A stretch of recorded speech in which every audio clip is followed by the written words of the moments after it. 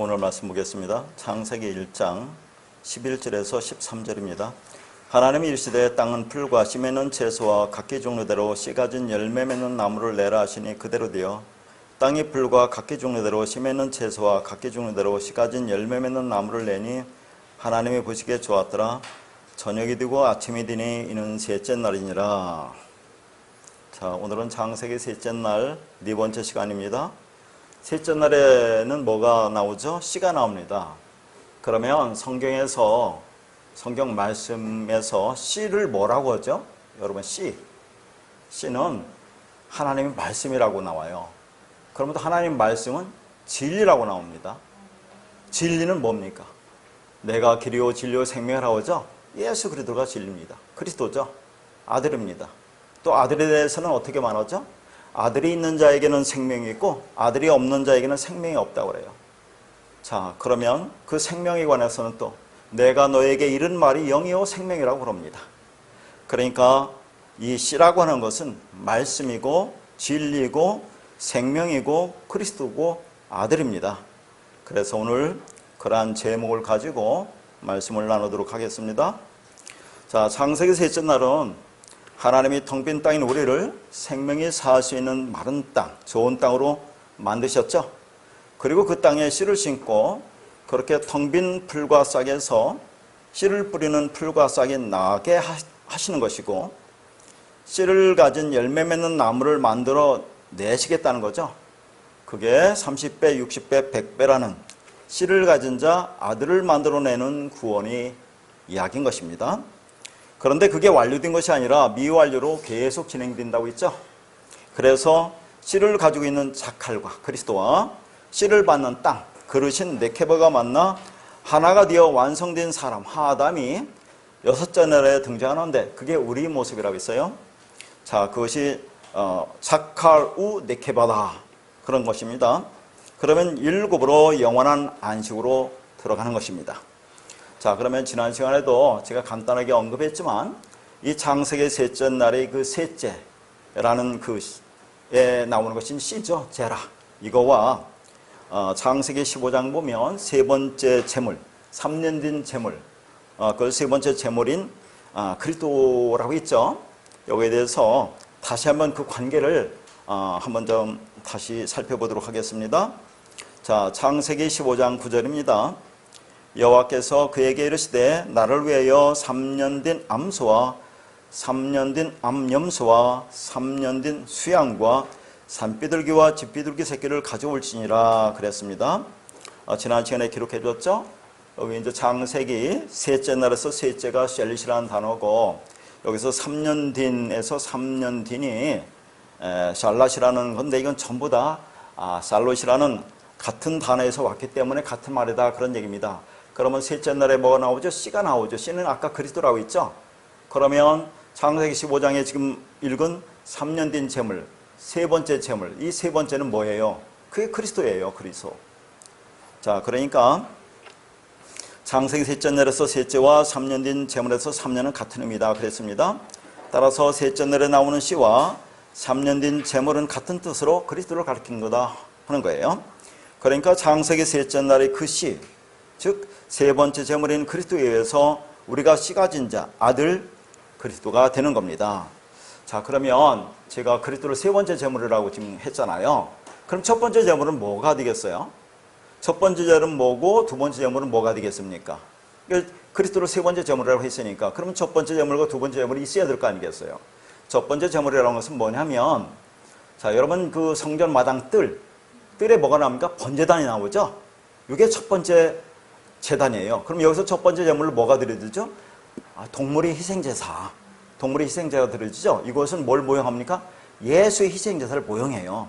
이 희생제사, 6월절 어린 양의 죽음을 통해서 우리가 출애굽에서 홍해를 건너서 광야로 들어가죠.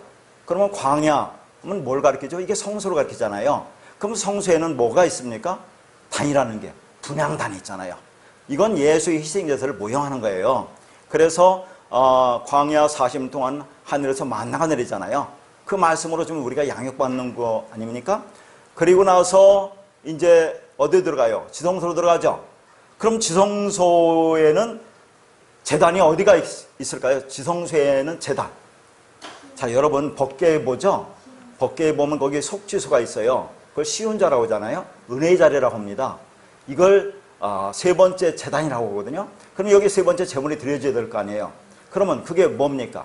여러분 대제사장이 1년에 한 번씩 어린 양의 피를 가지고 이 지성소에 들어가서 피를 거기다 뿌립니다. 그래서 시운자, 속죄소, 은혜의 자리, 우리 모든 죄가 사해진다고 그래요. 자, 그래서 그게 완성이 되는 거거든요. 그러니까 여기서 지금 하나님이 아브라함에게 자, 세 번째 제물, 3년 된 제물이라고 했는데 세 번째 제물을 가져오라고 했잖아요. 가져오라는 그런 말이 아닙니다. 전에 한번 말씀드렸죠. 요 가져오라라고 이제 이걸 번역했는데 이건 이제 취하다 그런 얘기입니다. 자, 라카라는 단어인데 취하다, 영접하다, 받아들이다, 한 몸을 이루다, 하나가 되다 그 말이에요. 그러니까 지성소에서 자, 세 번째 제단에서 세 번째 제물인 그리스도가 드려지는 거잖아요. 그럼 그게 완성 아닙니까? 그러면 그것을 너희 안에 치워라 그런 말이에요. 근데 우리가 그걸 치울 수 있는 게 아니지. 그리스도라는 씨가 와서 우리가 연합돼서 하나가 이루는 거 아닙니까? 지금 그걸 지금 얘기하고 있는 거죠. 자, 그러면 이 말과 같은 의미가 또 어디에 있어요? 전에 우리가 봤는데 여러분 창세기 5장 24절에 보면 에녹이 하나님과 동행하더니 하나님이 그를 데려가심으로 세상에 있지 아니하더라 그 말이 나오죠. 이 말씀을 왜 보냐면 거기 데려가시니라는 단어가 있죠. 이게 라카라는 단어예요. 하나님이 에녹을 데려갔대요. 근데 그 앞에 하나님의 에녹과 동행했다고 했죠. 이 동행하다는 단어가 뭐라고 있습니까? 할라크라고 있어요. 할라크라는 것은 함께 걷는 거죠. 그럼 우리가 하나님과 어떻게 걷습니까? 하나님과 연합돼서 하나가 되는 거죠. 그 말씀을 우리가 들으니까 그걸 걷는다고 하는 거죠. 그러니까 뭡니까? 하나님이 우리를 데려갔다고 하는 거예요. 라카우. 하나님과 우리가 하나가 됐다. 한 몸을 이루다. 연합하다. 결혼하다. 그렇게 되는 거죠. 연합의 교리가 나오는 거예요. 그러니까 너희가 세상에 있지 않아? 이렇게 얘기한단 말이죠. 세상에 있지 않다는 게 뭐라고 했어요? 우리는 존재가 아니야. 그러니까 자, 우리가 그리스도 연합돼서 하나가 됐잖아요. 그럼 우리가 완성된 거니까 너희는 세상에 없는 거야. 그런 얘기를 하는 거지. 에녹이 하나님이 이 땅에서 데려가서 에녹은 죽음을 보지 않고 하늘에 들림받아서 갔다는 그런 말이 아닌 겁니다. 하나가 돼서 완성됐다 그런 얘기예요. 그게 여기서 자, 그래서 데려가다는 그 라카라는 그런 단어입니다. 그러니까 지금 창세기 15장에 세 번째 제물을 너 안에 취하라. 라카우. 하나를 이루라. 한 몸을 이루라. 하나가 되면 완성 아닙니까 그게. 자, 그런 말을 하고 있는 거예요. 그러니까 그렇게 되니까 우리는 뭡니까? 이 세상에 없는 자로 살아가는 거잖아요. 그런 말을 하고 있는 겁니다. 세상이 그를 보지 못하더라. 그러니까 하나님이 그를 데려가니까 하나님 안에 있으니까 연합돼 없으니까 그러면 이 세상에 그는 존재하지 않는다는 그런 말입니다. 자, 그러니까 세상이 그를 보지 못하더라. 그런 말인데 우리는 뭐 세상에 안 봅니까? 이게 어떤 뜻이겠어요? 이걸 우리가 죽었다고 하는 거예요. 다나토의 죽음. 그래서 갈라디아서 6장 14절에 보면 어떤 말이 나오죠? 그리스도로 말미암아 세상이 나를 대하여 십자가에 못 박히고 내가 또한 세상을 대하여 그러하니라 그 말이 나와요. 그러니까 그리스도로 말미암아 그리스도에 인해서 그 말씀이 참 지금 우리 안에 들어오잖아요. 연합돼서 하나가 되면 그러면 뭡니까? 세상에 우리를 보면 우리가 없대요. 또 내가 세상을 보면 세상이 없대요. 이게 완성이에요. 이게 다나토 죽음이라니까요. 성경은 지금 계속 그렇게 말을 하고 있는 겁니다. 그러니까 성도는 진리가 되어 세상에서 없음으로 살아가는 존재가 되는 겁니다. 그게 진짜 죽는다고 하는 거죠. 그래서 전에도 우리가 창세기 5장을 말씀을 봤지만 창세기 5장 말씀을 보면 거기는 전부 다 낳고 지내며 죽었더라, 낳고 지내며 죽었더라만 나와요. 근데 에녹에서만 죽었더라는 말이 없어요. 성경이 기가 막히잖아요.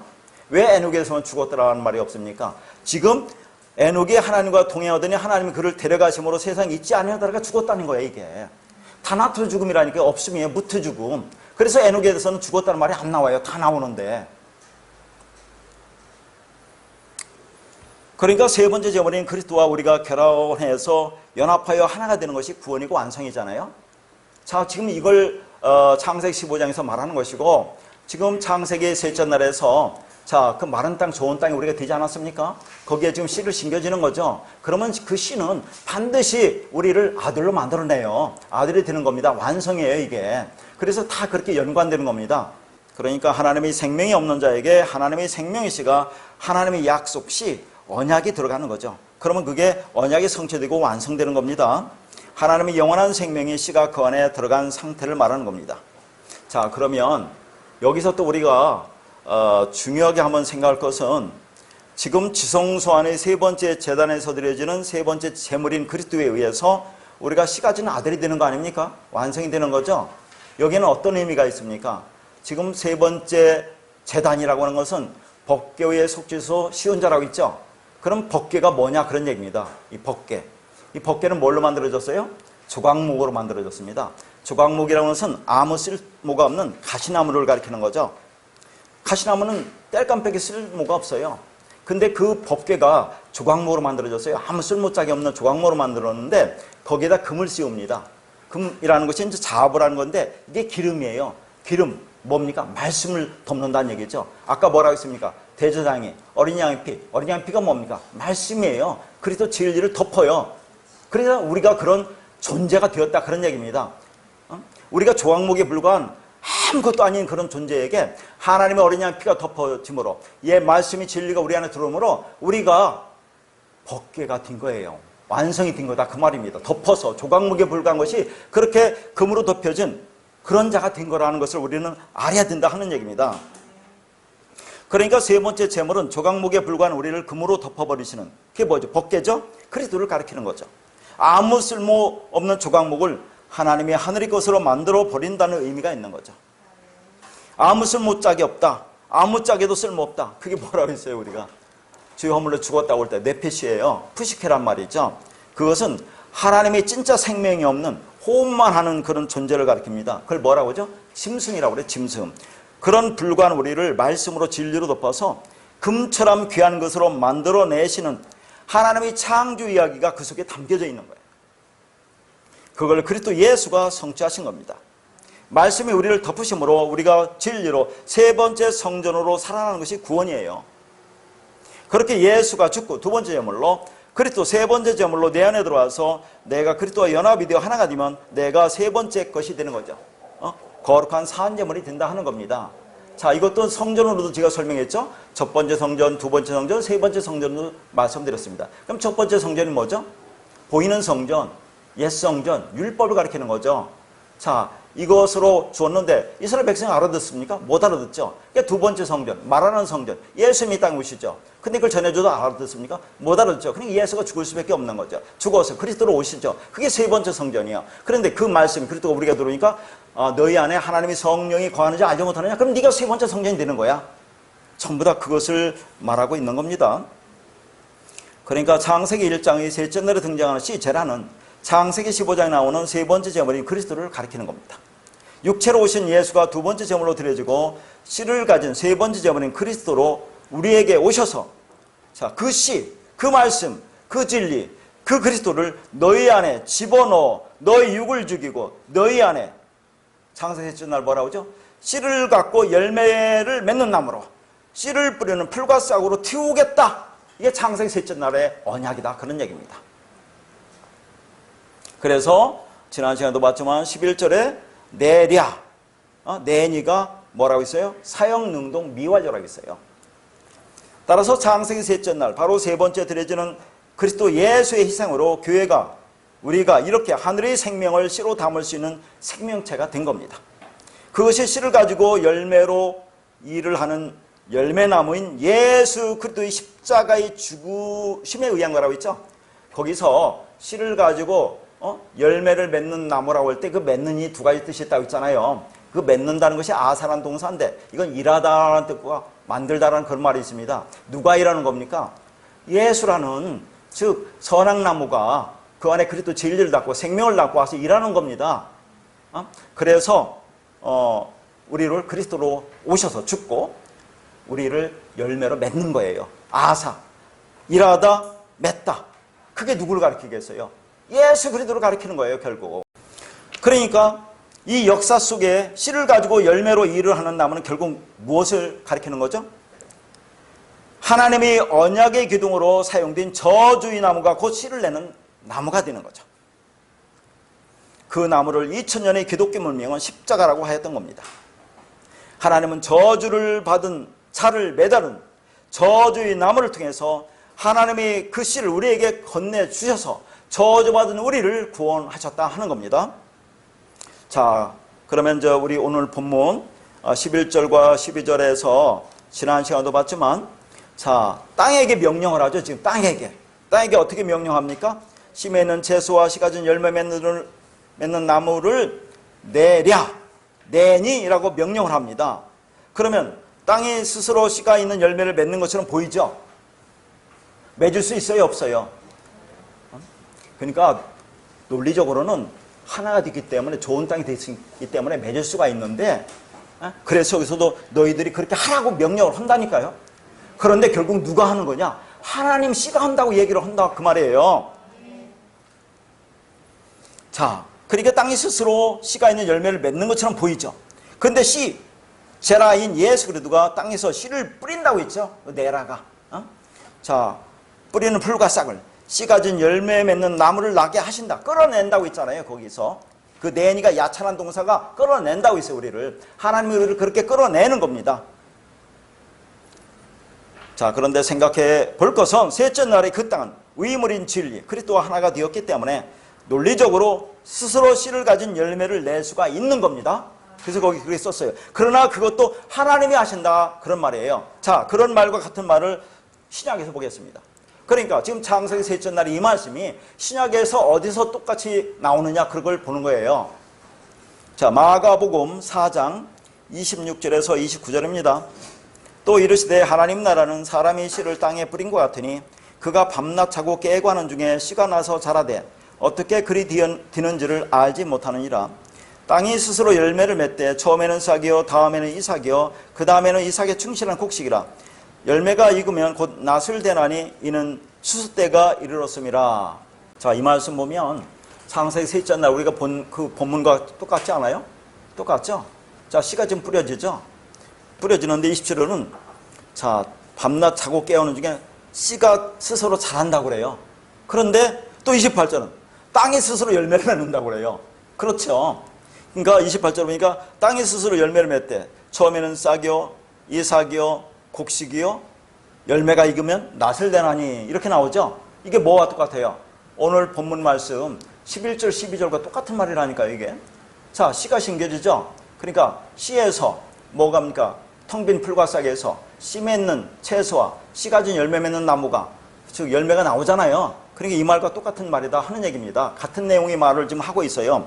그러니까 27절에는 씨가 밤낮 자고 하는 중에 아무도 모르는데 씨가 그렇게 한다고 하니까 씨가 하는 거잖아요. 근데 28절은 땅에서 스스로 한다고 그런 얘기를 하는 거예요. 지금 땅이 스스로 한다고 하지만 땅이 하는 게 아니라 씨가 하는 거예요. 결국은 지금 그런 말을 좀 하고 있는 겁니다.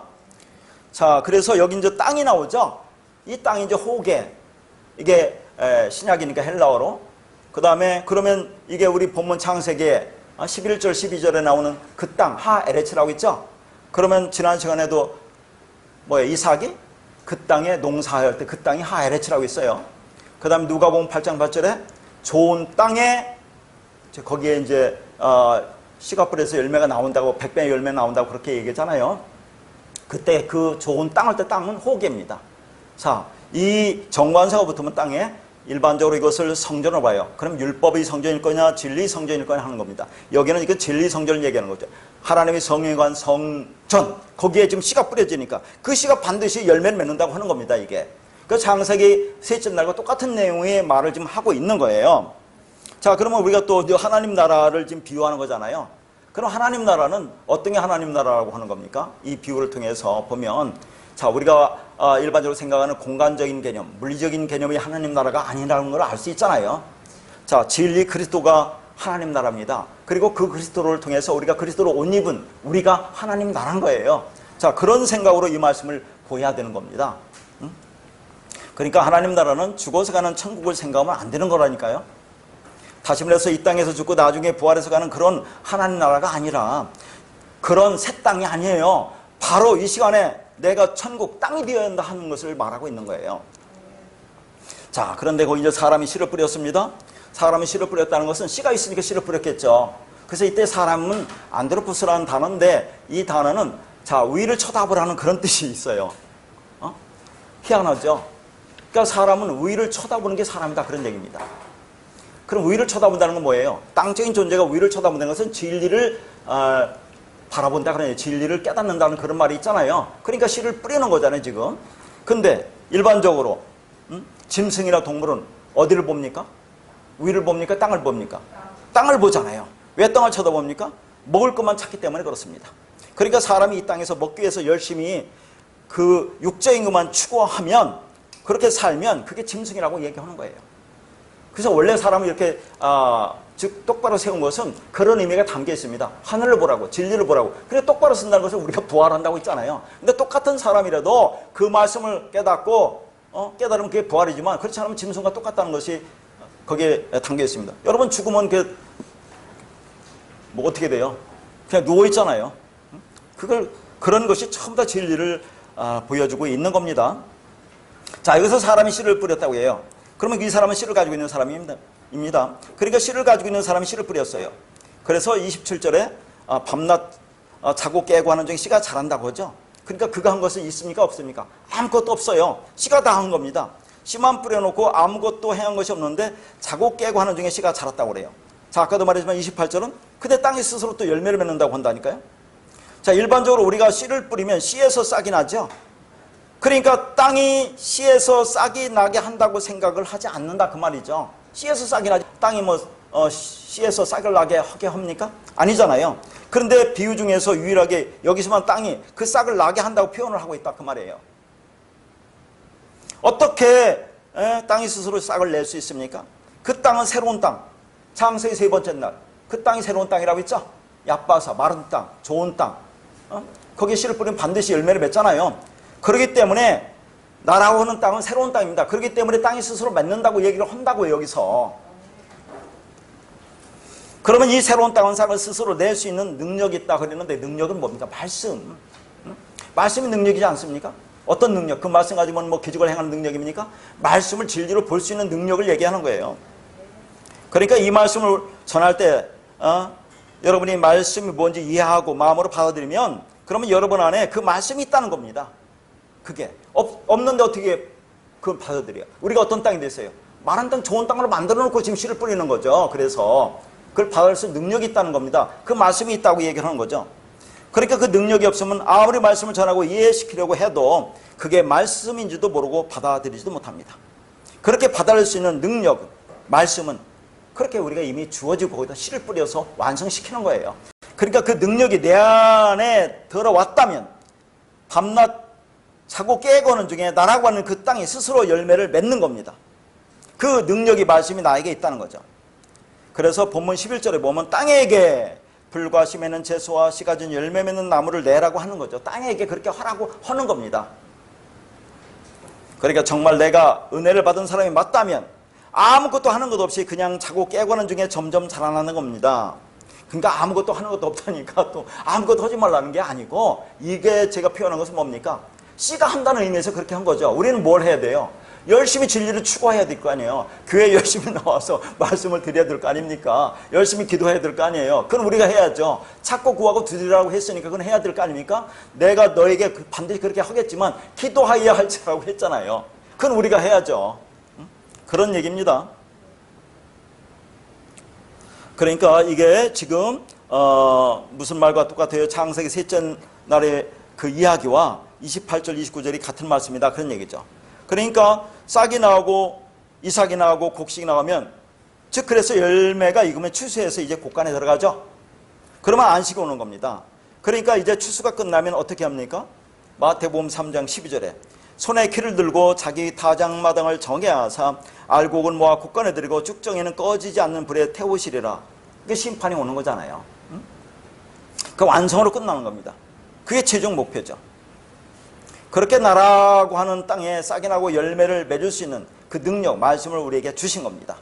그런데 자꾸 제가 능력을 우리에게 주었다고 하니까 우리가 스스로 하는 것처럼 보이지만 자, 그러면 그 말씀을 주고 너 알아서 하라. 그런 말이 아니에요. 그 말씀을 주었다고 하는 의미는 하나님과 내가 뭐가 됐다고요? 하나가 되었다 그 말입니다.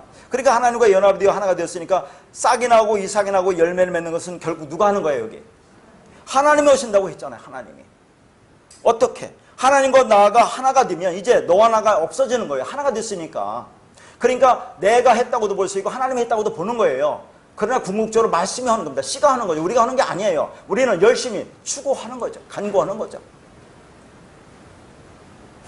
그래서 땅이 스스로 한다고 하는 겁니다. 그래서 창세기 11절은 하나님이 창조했다는 말이 안 나와요. 땅이 스스로 내라고 하는 겁니다. 그러니까 지금 마가복음에서 하나님 나라에 대한 비유의 말씀을 하시면서 땅이 스스로 열매를 맺더라고 지금 하는 겁니다. 따라서 창세기 3절의 말씀이나 이 마가복음의 말씀이나 같은 말씀이다 하는 거예요.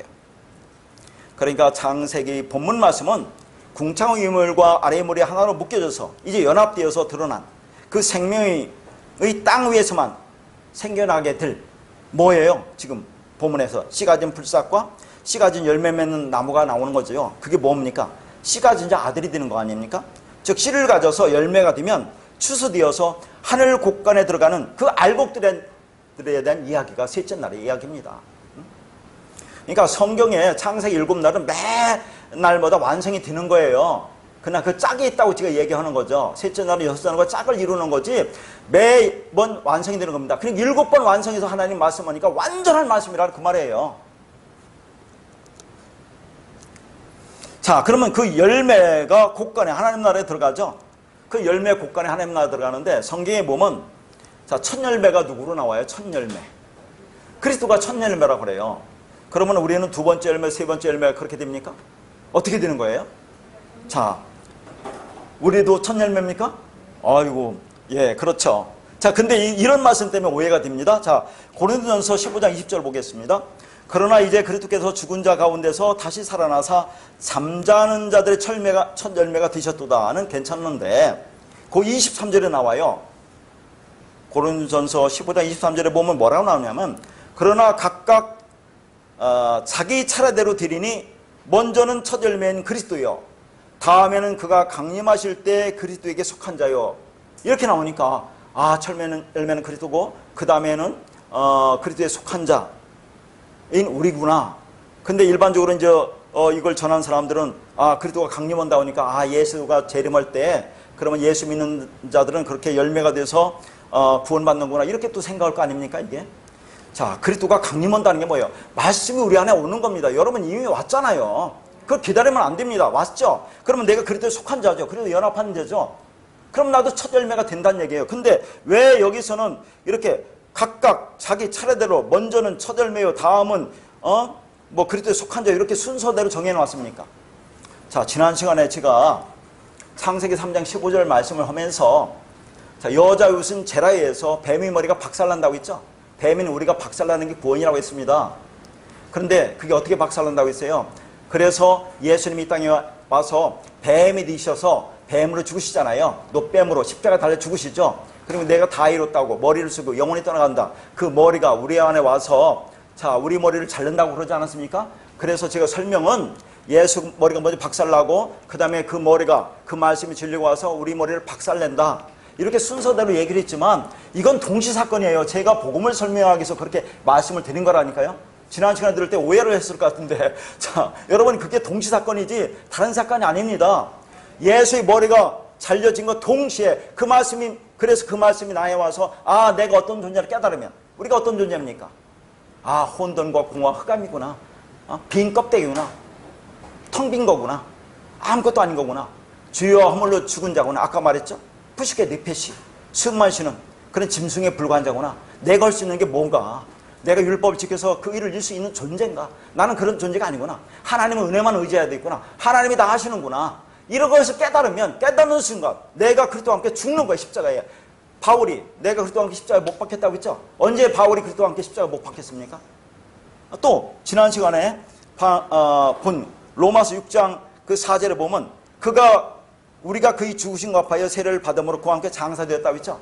언제 우리가 그리스도와 함께 장사되었습니까? 세례를 받고 장사되었느냐 하는 겁니다. 이게 좀 더 과거라고 했죠? 그렇게 그 말씀이 그 머리 진리가 와서 우리가 뭔지 눈가기를 열어서 우리가 진리를 깨닫는 순간 동시에 우리가 그리스도와 함께 십자가 죽은 거예요. 죽고 살아난 겁니다. 그게 부활이에요. 그러면 그리스도가 살아났다 우리도 살아났으니까 그가 부활이면 우리도 부활이죠. 근데 왜 성경은 이렇게 단계적으로 썼느냐 하는 것은 너희가 어떻게 구원을 받는지 그 방법이 뭔지 그게 누구에서 구원을 받는지 그걸 설명하는 거지 순서를 설명한 게 아니라니까요. 어떻게 너희가 구원을 받는지 너희 힘으로 되는 게 아니라 그리스도 예수의 은혜에 의해서 받는다는 것을 설명하기 위해서 순서대로 한 거지 그런 순서대로 부활하고 한다는 얘기가 아닙니다. 똑같은 첫 열매다 그런 얘기죠. 그러니까 만일 우리가 그의 죽으심과 같은 모양으로 연합한 자가 되었으면 또한 그의 부활과 같은 모양으로 연합한 자가 되리라 하잖아요. 그와 동시에 죽고 동시에 부활하는 거예요. 이게 분명히 나오지 않습니까? 그러니까 하나님 아들 그리스도로 말미암아 역시 하나님의 아들이 된 자들도 똑같이 첫 열매입니다. 하나님 나라는 맏아들만 가요. 장자들만 갑니다. 근데 그 성경이 자꾸 그런 말들이 예수가 맏아들이고 우리가 두 번째 아들이구나 자꾸 이런 오해를 불러일으키는 말들이 많기 때문에 그런데 그렇지 않잖아요. 분명히 같이 죽고 같이 살아나는 겁니다. 그래서 갈라디아 2장 20절 그렇게 또 나오잖아요. 제가 많이 인용하는 겁니다. 내가 그리스도와 함께 십자가에 못 박혔대. 우리가 못 박혀 죽었대. 못 박혔나니 죽었다고 하잖아요. 이제는 내가 사는 것이 아니요 오직 내 안에 그리스도께서 사는 거라. 그리스도가 내 안에 산다고 하잖아요. 그러니까 우리가 언제 예수와 함께 십자가 못 박혔습니까? 2000년 전에요? 아니에요. 묵시 속에 완성되었어요.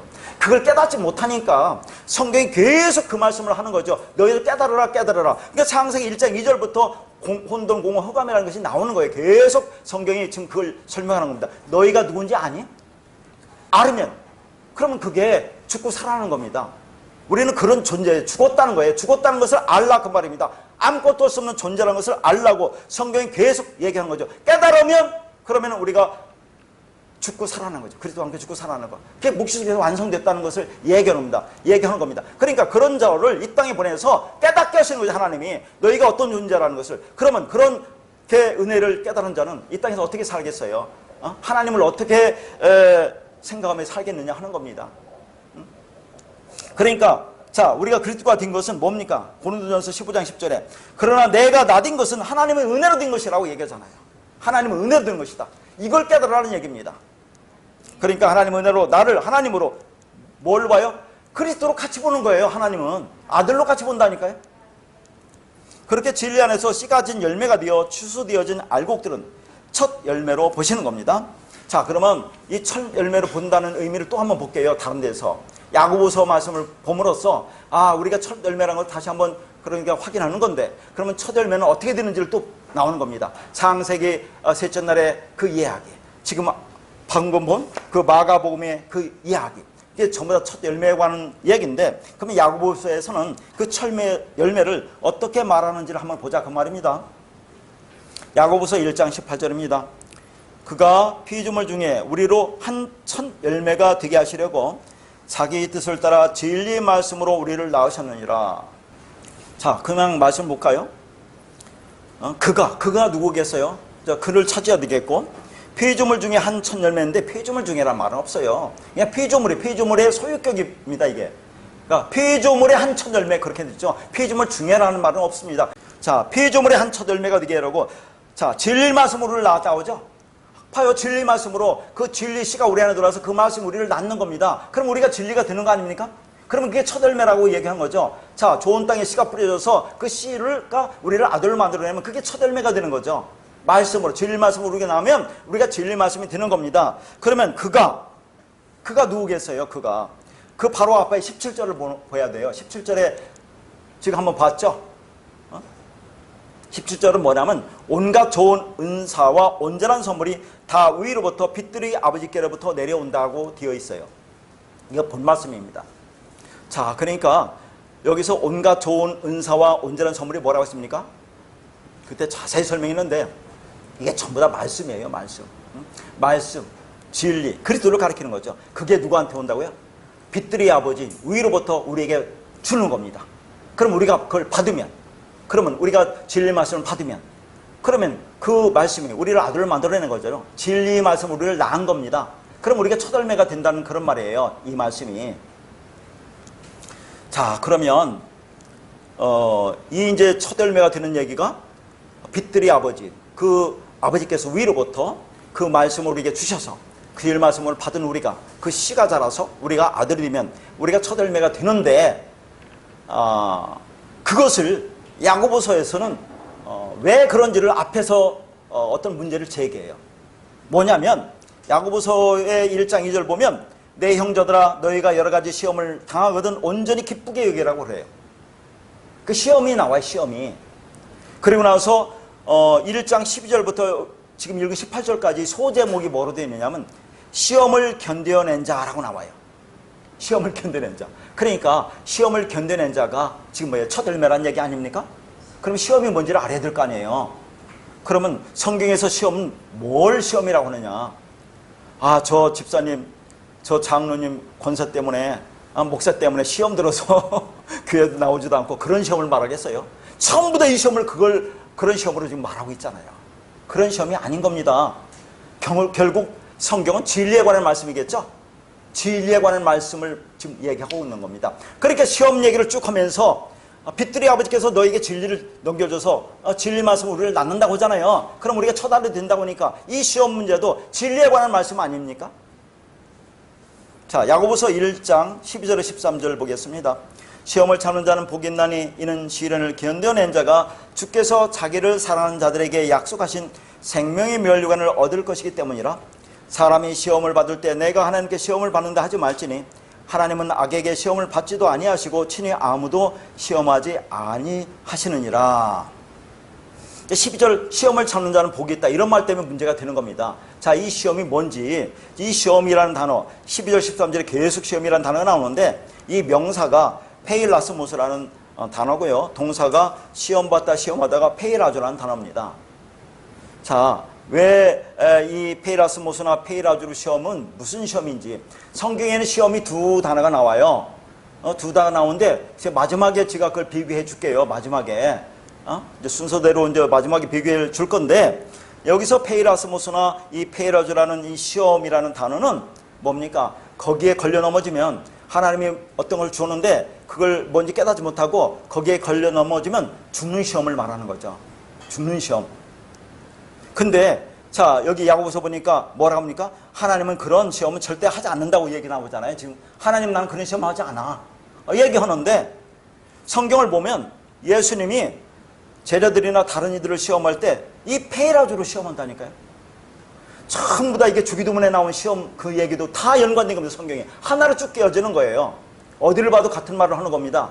이게 진리에 관한 말씀이에요. 그럼 어떻게 된 겁니까? 하나님은 그런 페이라조 같은 난 시험 안 해. 해놓고 시험한다니까요. 자, 요한복음 6장 5절에서 6절입니다. 예수께서 눈을 들어 큰 무리가 자기에게 오는 것을 보시고 빌립에게 이르시되 우리가 어디서 떡을 사서 이 사람들을 먹이겠느냐 하시니 이렇게 말씀하시면 친히 어떻게 하실지를 아시고 빌립을 시험하고자 하심이라. 자, 여기서 지금 빌립을 시험한다고 할 때 이게 페이라조입니다. 내용이 뭐죠? 이게 오병이어의 표적, 그 기적의 현장에서 주님께서 빌립을 시험하시는 장면이에요, 이게. 그러니까 빌립을 시험한다, 페이라조로 시험해요. 앞에서는 나 그런 시험 안 해? 해놓고 지금 페이라조 시험한단 말이죠. 안 한다면서 왜 시험을 합니까? 그러니까 빌립 제자를 죽이려고 시험하는 거예요? 아니에요. 깨닫게 하기 위해서 시험하시는 겁니다. 이 페이라조라는 단어를 히브리어로 바꾸면 이게 낫사라는 단어인데 그러면 구약에 이 시험이라는 단어가 어디에 나온지를 우리가 한번 또 찾아봐야 될 거 아니겠습니까? 이 시험이 뭔지를 알기 위해서. 그러니까 신구약을 넘나들면서 성경이 무엇을 얘기하는지를 보는 거죠. 자, 신명기 8장 2절에서 3절입니다. 네 하나님 여호와께서 이 40년 동안에 네게 광야의 길을 걷게 하신 것을 기억하라. 이는 너를 낮추시며 너를 시험하사 네 마음이 어떠한지 그 명령을 지키는지 지키지 않는지 알려 하심이라. 너를 낮추시며 너를 줄이게 하시며 또 너도 알지 못하며 네 조상들도 알지 못하던 만나를 네게 먹이신 것은 사람이 떡으로만 사는 것이 아니요 여호와 입에서 나오는 모든 말씀으로 사는 줄을 네가 알게 하려 하심이라. 지금 하나님께서 당신이 택한 백성 이스라엘이죠. 택한 백성들을 지금 뭡니까? 광야의 길을 걷게 하셨어요. 광야 40년의 길을 걷게 하신 것은 시험하려고 그랬대요. 그러면 자기 택한 백성들을 시험해서 죽이려고 시험한 겁니까? 아니에요. 살리려고 시험하는 거예요. 그래서 어떻게 하면 사느냐가 지금 3절처럼 되면 그게 산다는 얘기를 하는 거거든요. 이게. 그러니까 우리를 지금 광야 40년 이 역사 속에서 신앙생활을 하는 것은 우리한테 지금 시험이 내리는 거죠. 말씀으로. 그 말씀을 깨닫고 우리가 깨닫고 가나안 땅으로 들어가는데 우리를 죽이려고 하는 게 아니잖아요. 당신이 택한 백성들을. 왜 죽이려고 하겠습니까? 하나님께서. 그런 말이 아니란 얘기죠. 여기 보세요. 자, 그 시험한 것은 네 마음이 어떠한지 명령을 지키는지 아니 지키는지 보려고 한대요. 아니, 하나님 이스라엘 백성들에게 왜 계명을 줬죠? 그들이 달라고 줬어요. 우리가 지킬 수 있다고 하니까 준 거죠. 그럼 주고서, 자, 너 이거 지켜라. 너 지키면 구원받고 지키지 않으면 너 지옥 간다. 그런 얘기를 하는 겁니까? 뭐라고 있어요? 그 명령을 지키는지 아니 지키는지. 야, 네 명령을 지킬 수 있니? 내가 준 것은 네가 명령을 지키라고 준 게 아니야. 그 명령 안에 담긴 진리를 깨달으라고 준 거야. 그러면 그 시험을 이기는 거잖아요. 그걸 또 뭐라고 말합니까? 이 조상들도 알지 못하는 만나를 내게 주었다고 하잖아요. 이스라엘 백성들이 하늘에서 만나를 주었잖아요. 광야 40년 동안에. 그러면 그 만나를 통해서 이걸 그들은 뭐야? 그냥 떡이네. 내 육신을 살주는 떡이네. 이게 뭐야? What is this?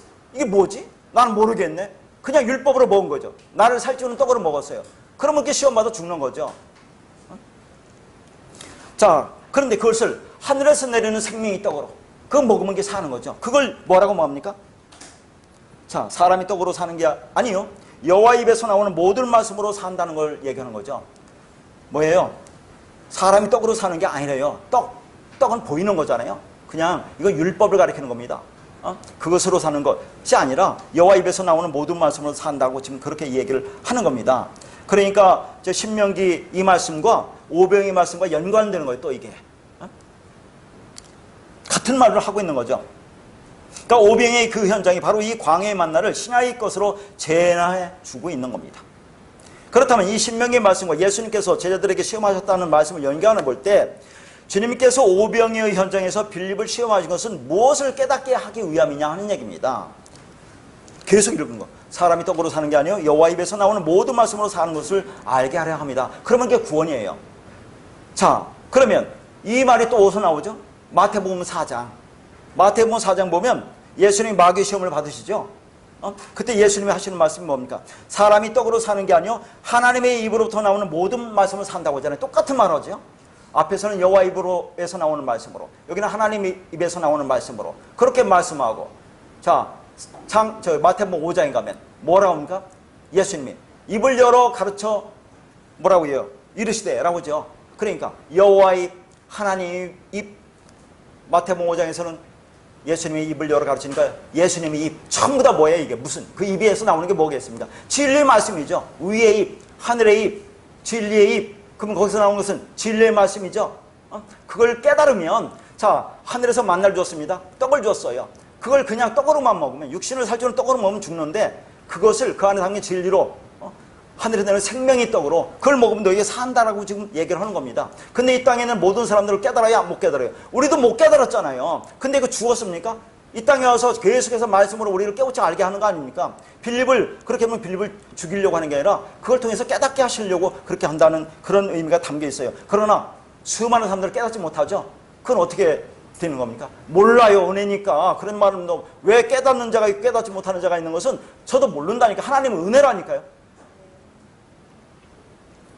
그러니까 자, 마태복음 5장에서 예수님이 입을 열어 가르쳐 이르시되라고 한 것은 뭡니까? 이제부터 내가 진리의 말을 하겠다 그 말이에요. 그러면 그동안에는 뭡니까? 구약에는 자, 하나님이 보이는 성전을 줬죠. 옛 성전으로, 율법의 성전으로, 아래 것으로, 땅의 것으로 이제 줬는데 내가 이제부터는 그리스도로 담고 왔잖아요. 예수님이 진리를 말하겠다 하고 산상순을 쭉 펼치는 겁니다. 그러니까 산상순이 너무너무 중요한 내용이에요.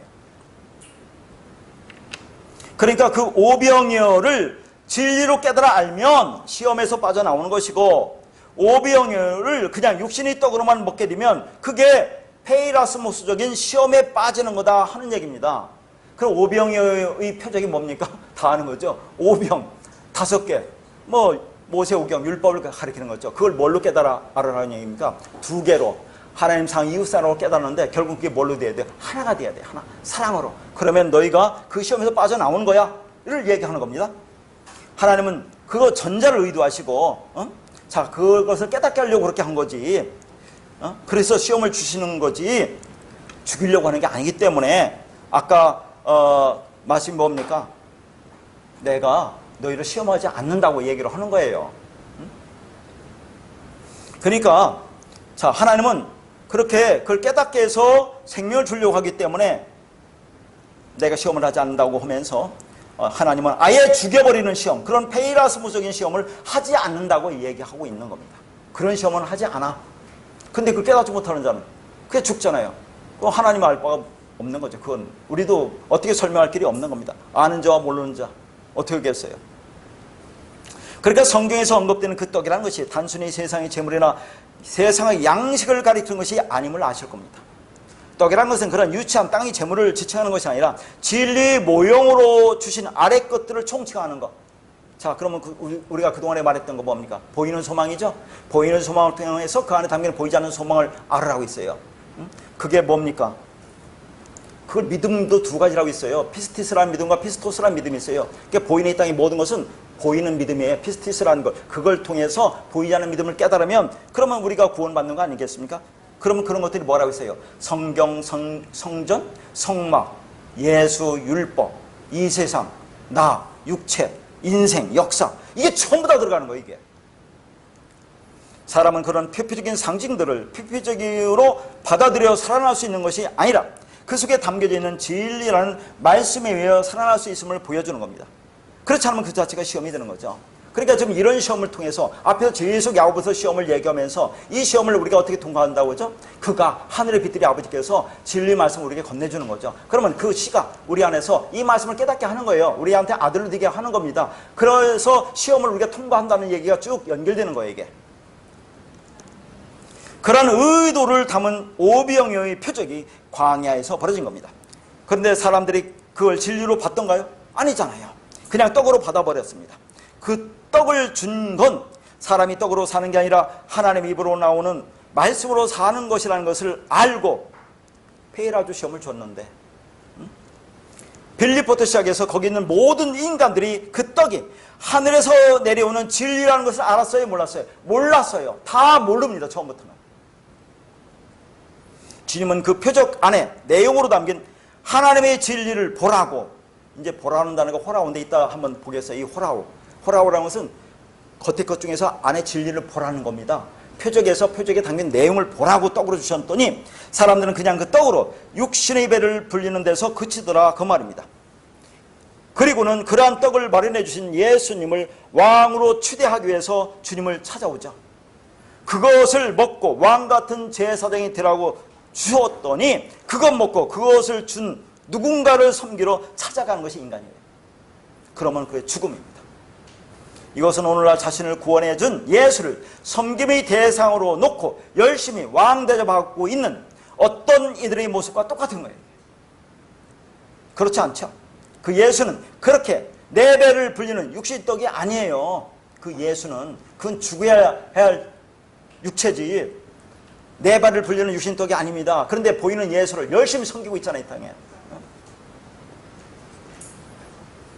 그 섬겨서 뭐가 되려고?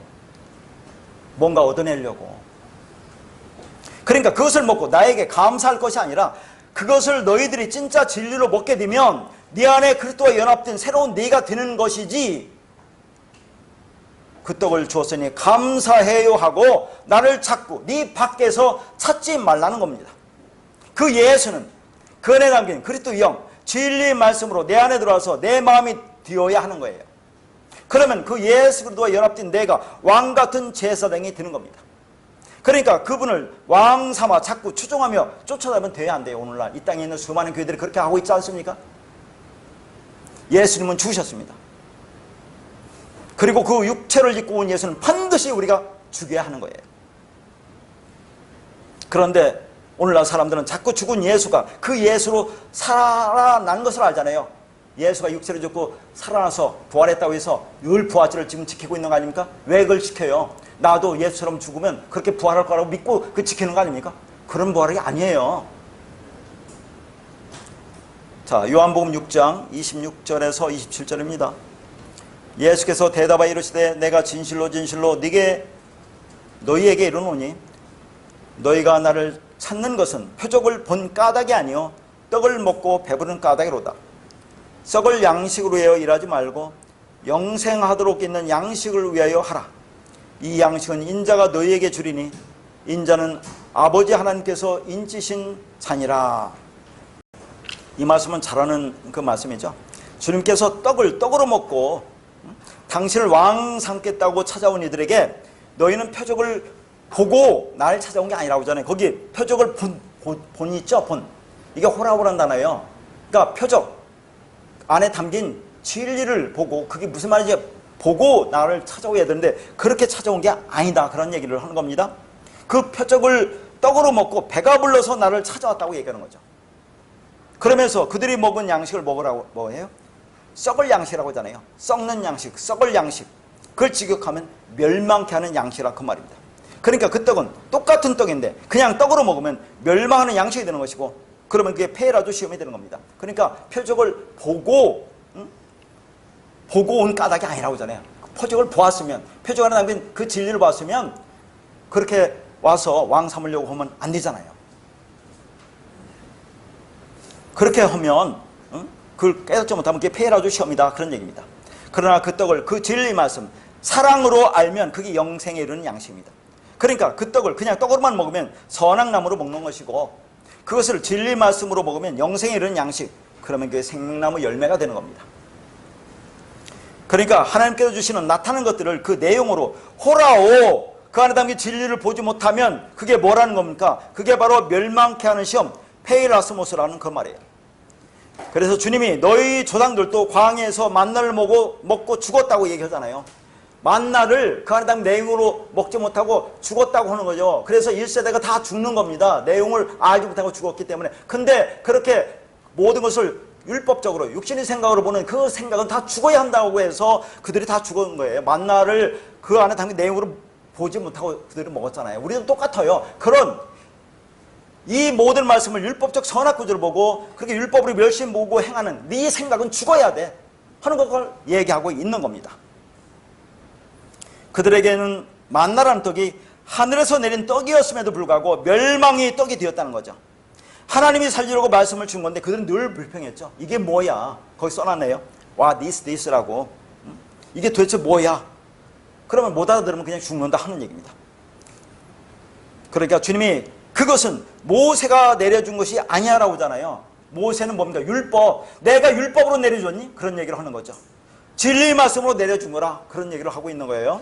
반면에 그것을 내용으로 볼 수 있으면 그 시험이 도키메 시험이 된다 그랬어요. 동사형이 도키마조인데, 자, 이제 이거 예를 안 들고 이제 뒤에서 예를 들 건데, 앞에 이제 써놨는데, 시험은 한글 성경 시험이라고 그렇게 하나, 시험이라는 단어 하나잖아요. 페이라스모스 명사, 페이라조 동사의 시험이 있고, 여기처럼 도키메, 그게 명사고, 도키마조 동사의 시험이 있어요. 근데 한글은 뭐 그게 구분할 수가 없잖아요. 그게 다 시험이라고 한 겁니다. 자, 그러면 이 도끼메나 도끼마주는 좋은 시험이겠죠? 페이라스모스, 페이라주가 나쁜 시험이면 좋은 시험이다 하는 얘기죠. 그럼 미리 한번 생각해 봅시다. 지금 페이라스모스라는 것은 뭡니까?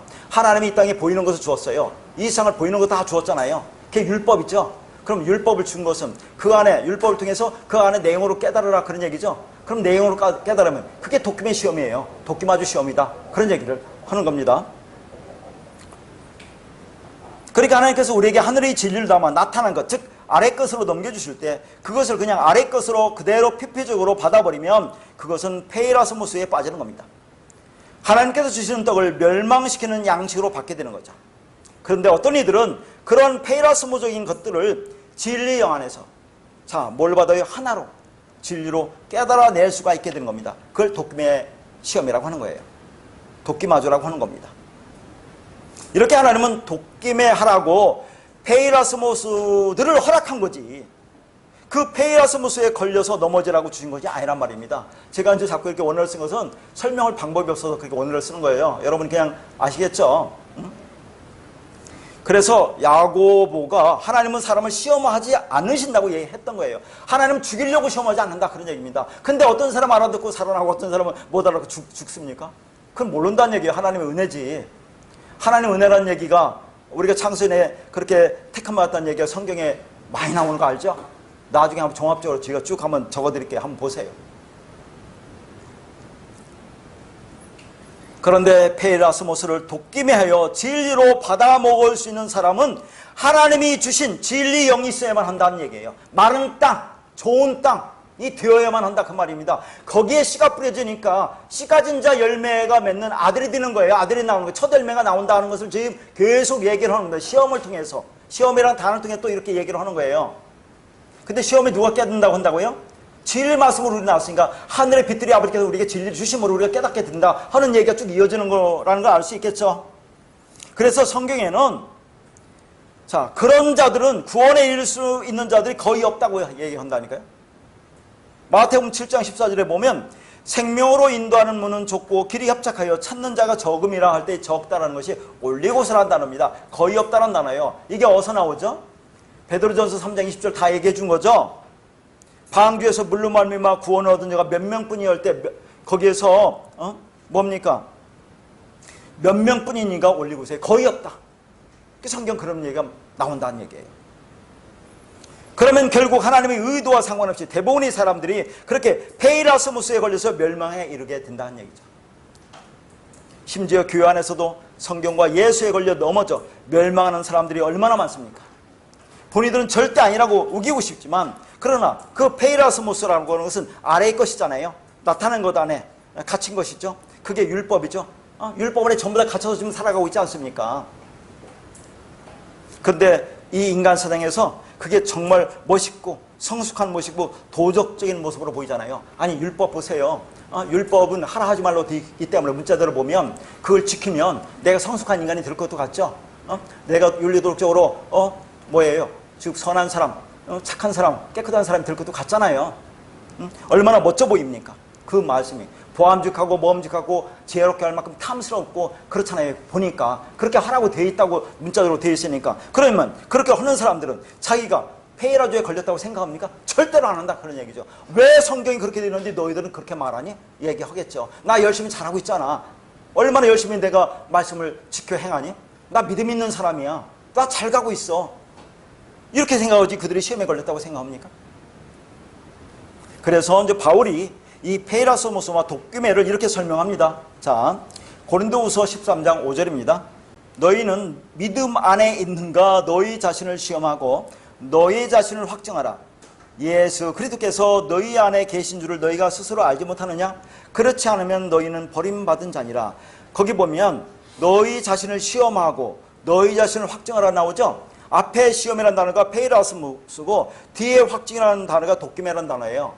도끼마죠. 그러니까 시험이라고 번역할 수는 없잖아요.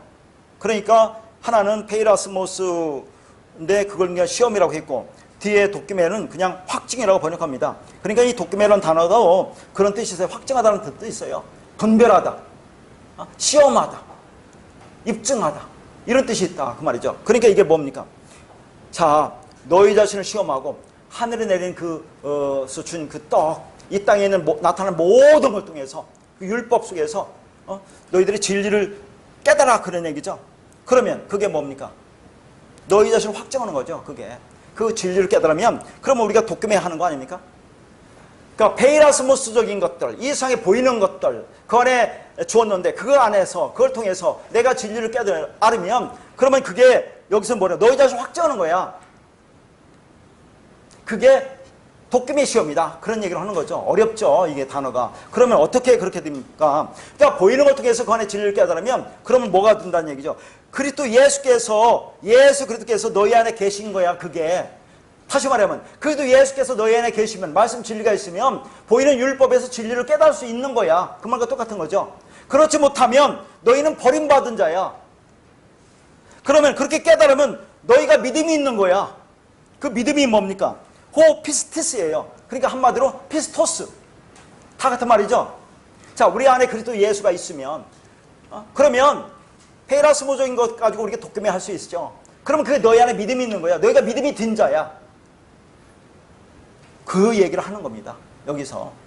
똑같은 말을 그렇게 쓸 수가 없기 때문에 하나는 시험이고 확전하고 있는데 확전하는 단어 뜻도 있어요. 근데 우리는 그 안에 담긴 의미를 알아야 되겠죠. 이게. 자, 그러니까 그렇게 해서 네가 알게 되면 그리스도가 네 안에 있는 거야 라는 그런 말입니다. 그 섬김이 대상인 예수 그리스도가 너희 안에 있음을 알게 될 거라는 그 말이죠. 예수 그리스도가 너희 안에 있으면 그 페이라스모스를 가지고 도끼매가 된다는 그런 말이에요. 그러니까 그 예수 그리스도가 우리 안에 있지 않으면 그 예수는 내 밖에 성전으로 서 있는 겁니다.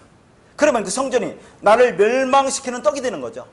그러면 그게 버려진 자라 그 말입니다.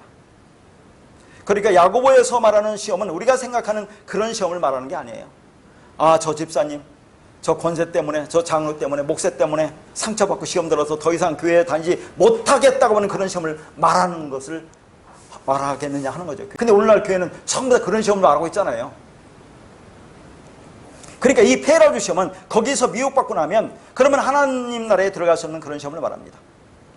그러니까 하나님께서 우리에게 하늘의 진리를 담아 나타난 것, 즉 아래 것으로 넘겨주실 때 그것을 그냥 아래 것으로 그대로 피폐적으로 받아버리면, 다시 말해서 불완전한 진리 모형들에 묶여서 그것을 섬겨버리거나 몸으로 행하면 페라스모스적인 시험에 빠져 멸망에 이르게 되는 것이고, 그것들을 진리 영 안에서 하나로 깨달아 내 안에 간직하면 그리스도가 내 안에 있음을 알게 되는 것이고, 그 그리스도가 내 안에 있으면 갈라디아서 2장 20절 하나님의 아들을 믿는 믿음 안에서 사는 것이라는 겁니다. 이게 무슨 말이에요? 하나님의 아들을 믿는 믿음 안에서 산다는 것은 그런 말은 없습니다. 하나님의 아들이 믿음 안에서 산다, 그런 얘기죠. 여기도 믿음이 호피스티스입니다. 그러니까 피스토스. 자꾸 이렇게 번역해 놓으니까 우리는 자꾸 믿음을 이상하게 생각한다는 얘기죠. 하나님의 아들이 그 믿음 안에서 우리가 사는 거예요. 그게. 그러면 그게 뭡니까? 첫 열매라고 하는 거죠. 그렇게 되면 그러니까 너희가 첫 열매야. 완성이고 부활이야. 그렇게 하는 겁니다. 그러니까 고린도전서 15장 20절에 그러나 이제 그리스도께서 죽은 자 가운데서 다시 살아나사 잠자는 자들의 첫 열매가 되셨도다가, 그 그리스도께서 첫 열매가 되신 것은 우리로 하여금 첫 열매가 되게 하시려고 그렇게 하신 거죠. 너희가 어떻게 첫 열매가 되는지 아니? 그걸 지금 말씀하고 있는 겁니다. 그래서 아까 야고보서에서 뭐라 했습니까? 진리의 말씀으로 우리를 낳으셨다라고 말씀하죠. 진리 말씀이 진리라는 우리를 낳은 겁니다. 그러니까 진리 말씀으로 우리를 낳으면 우리도 진리 말씀 그리스도가 된다는 그 말이에요. 그럼 그게 첫 열매죠. 뭐예요? 그게. 그 자는 뭐예요? 시험을 견뎌낸 자, 낸 자죠. 페라스모적인 시험을 도끼의 시험으로 깨달은 자를 얘기하는 겁니다. 그러니까 예수가 그 언약의 등에서 죽은 것이 나와 함께 죽은 것이고, 그게 나의 육신의 생각이 삭제되었다는 것을 하나님의 은혜로 알게 되었을 때 그 그리스도가 살아남으로 인해서 나도 살아나는 거예요. 동시에 우리가 그리스도와 같은 모습으로 성화가 되는 것이 아니라 내가 그리스도와 함께 죽었다는 것을 인정할 때, 그리스도가 부활할 때 함께 그리스도로 살아나는 겁니다. 그렇게 우리가 그리스도가 되었다는 것은 진리 말씀을 다 안고 있다는 그 말입니다. 그래서 예수가 죽고 그리스도로 부활하였듯이 나의 육신의 생각이 예수와 함께 죽었다는 걸 알면 그분이 그리스도로 부활할 때 나도 함께 그리스도로 부활하는 겁니다. 우리가 진리 말씀이신 그리스도가 되는 거예요. 그러니까 그 그리스도도 첫 열매이고, 우리도 그 진리 말씀으로 거듭나서 겟나오 아노땐, 다시 말해서 위로부터 다시 생명을 받았으면 우리도 첫 열매가 되는 겁니다. 그렇게 하나님이 그 아들인 그리스도와 우리를 아들로서 같이 보신다 하는 겁니다. 우리는 그런 존재라는 것을 알고 살아가야 하는 거죠.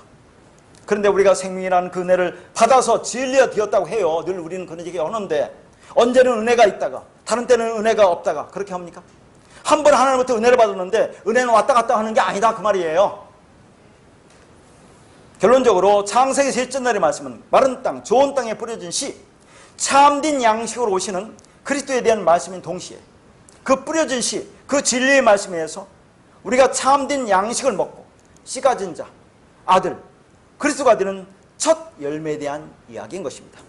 그러니까 그리스도로 다시 살아나서 여전히 이 땅 가운데 살지만 우리가 진리의 말씀을 그 안에 담고, 아까 말했죠? 우리는 세상에 보이지 않죠? 보이지 않는 그런 모습으로, 그게 뭐예요?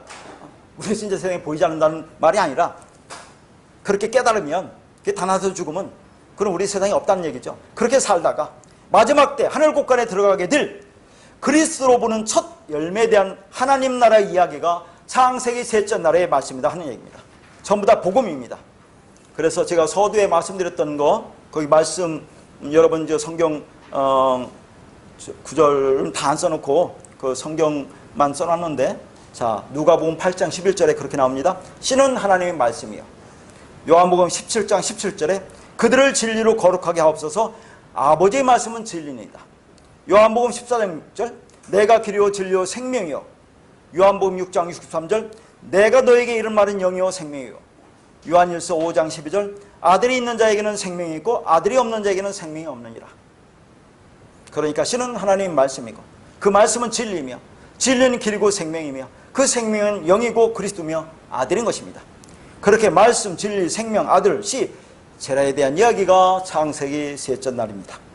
그래서 진리 말씀을 가진 상태를 하나님께서 보시고 당연히 뭐라고 말씀하십니까? 아버지께서 그 씨를 가진 자 아들이 된 자를 보고 그걸 뭐라고요? 하나님 보시기에 좋았더라. 토부선이라고 하는 거예요. 그렇게 모든 것이 말씀 진리를 드는 겁니다.